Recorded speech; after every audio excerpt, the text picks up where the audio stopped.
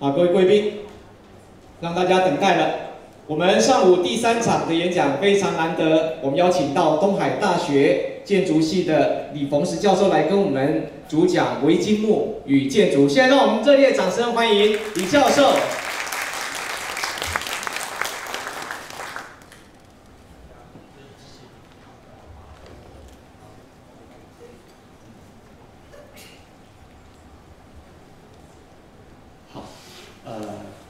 我就直接讲述了啊，我因为可能会耽搁大家的时间啊，我们这就吃饭了。我想这个时间很紧很敏感啊，所以我就直接讲啊。那我也不用翻译啊，因为现在我所讲的大概很多人都懂啊，因为我在1年多前呢认识了史博士啊，发觉到他是一个很特别的一位科学家啊。 他对整个的环境的认知以及关怀啊，超过我想象啊，所以我很感动，跟着他走这个微积木这个路子，觉得很有意思啊。那我就开始把这个有意思到底意思在哪里，我们来沟通看看啊。好，这是一个很重要的趋势哦，啊，这是一个革命性的一个材料，我们大概啊，有点看不见，是什么意思？闪电哦，抱歉啊。 好，我等一下大概很快的，因为有6个章节哈，很快我把它讲完啊。我想这个碳足迹我不再谈了啊，但是每一个人大概都知道啊，我就不提啊。这个是史博士的一个很重要的使命啊，他希望能够地球一直美好啊。那么减震这个材料之所以革命性，其实除了刚才防虫以外，减震是这个材料呢很重要的一个因子啊。为什么？我们到这个它有一个纯粹就是在做防震的一个测量啊，防震的一个测试。那这栋完全是木头的，大概有6层楼的木头的一个建筑物呢，是纯粹来做一个这个地震的一个测量啊。抱歉啊，因为是这是一个地震的问题。 Okay, so as you can see, here is well, almost real life-size model we built, simply just for the anti-earthquake proofing. So we put it on a vibration system to see whether the structure can hold when earthquake strikes. 好，我们可以看到这个是我们台湾的这个规划，因为我们的这个。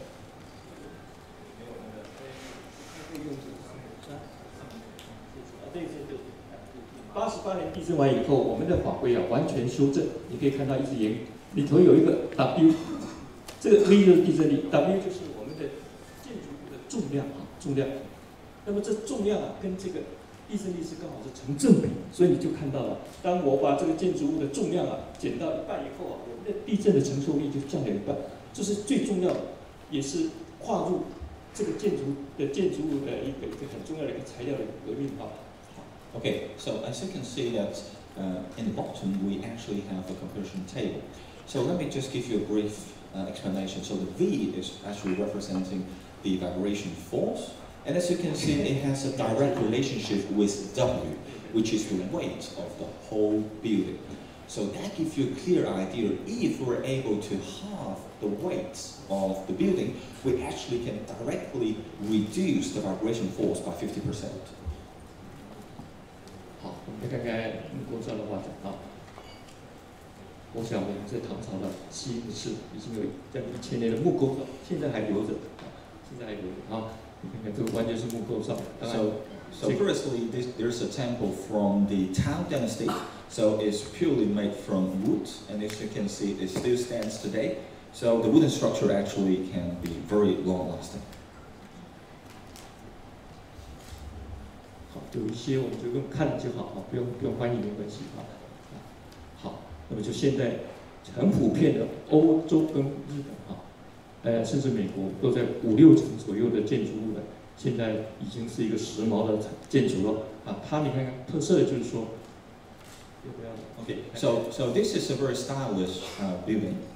So commonly seen in European, Japan, even in the USA. 好，这只有好，我们来再看更进一步的啊，更进一步的，它不止不止这个5、6层楼，现在已经是高层化啊，高层化。So now, because in some area of the world that the population start to get crowded, so we need more and more stories. 可以看到，我们看看一个这个中心的核，就是个 central core。等一下可以看到。对不起，对，这个中心的核是一个 RC 的一个结构体，其他通通是木结构。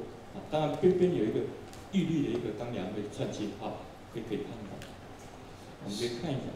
So as you can see in the previous picture, that this particular skyscraper has only a concrete core, and apart from the core, the holding all the strengths and weights, all the other parts is actually made from wood and some of the steel frames.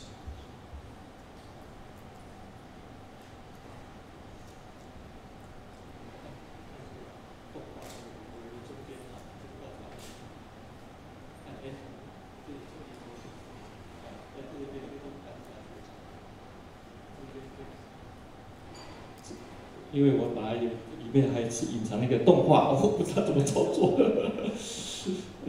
是按下去，按 Enter 看看有没有办法。不是。对，按下去。没办法那。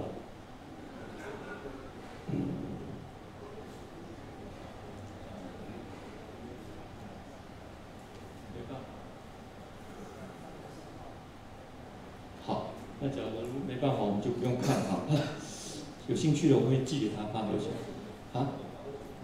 动画就是讲述这个建筑物怎么盖起来的一个很快速的一个动画。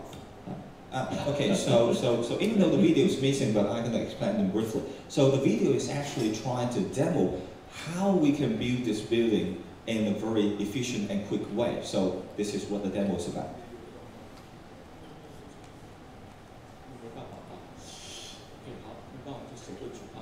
那么日本 SOM 这是日本很大的一个公司，在美国一个很大的公司SOM， 那它利用了在1965年的时候1965年就已经完成了这一栋建筑物在以特利，然后呢，它最近重新用追动的这个架构，也就等于它的这整个原型就是梁柱里面的房间都一样，它重新在 repeat 一栋建筑物，目前正在建构它主要的目的就是要来，这栋是 RC 的，它要来从事一栋木头做的，它整个的碳足迹跟碳的减量是比例是多少Okay, so as you can see, the first building is actually made from one of the famous contractor SMO in the US.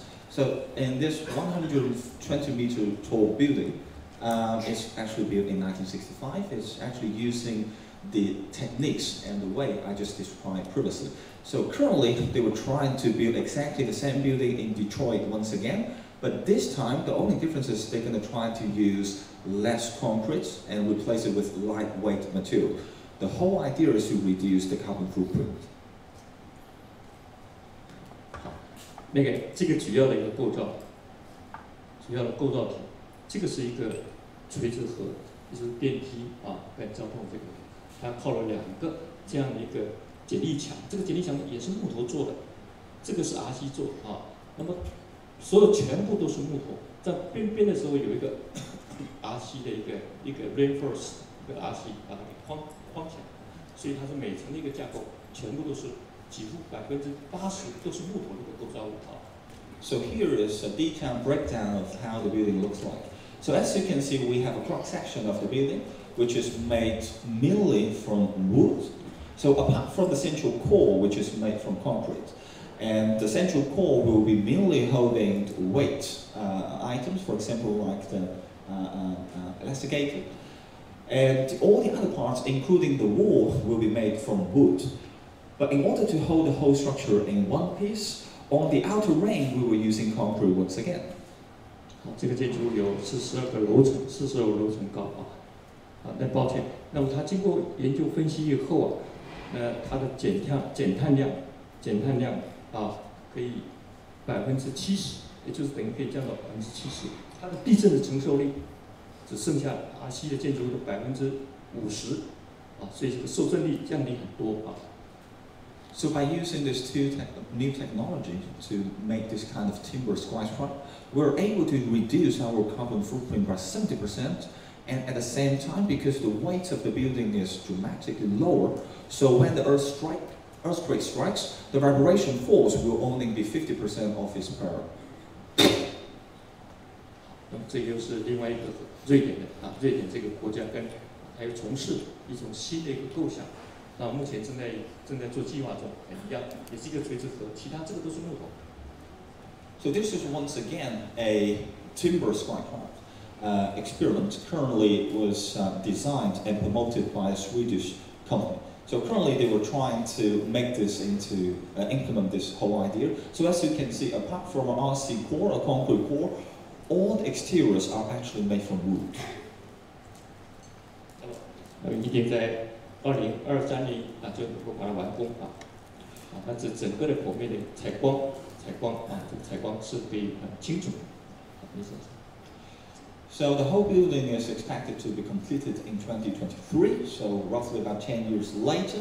So as you can see from these see-through pictures, that the roof of the building is designed to be transparent, so it can absorb sunlight very easily to reduce the heating and lighting requirements. 来看看这个气候变迁以后最大的就是一个水的问题，也就是水建筑水建筑。那么这个是我们台湾台大的台大这个防灾这个研究中心的，它预测在2008年，假如这个气候一直没有改变的话，台北会变僵Okay, so as we all know, that the global warming is a big issue, and it seems that we won't see any changing tides in the short run. So if that is the case, that means that the sea level will keep on just rising. In 2007, one of the UN consultancy has made the prediction that if we do not reduce our carbon footprint, this is going to be looking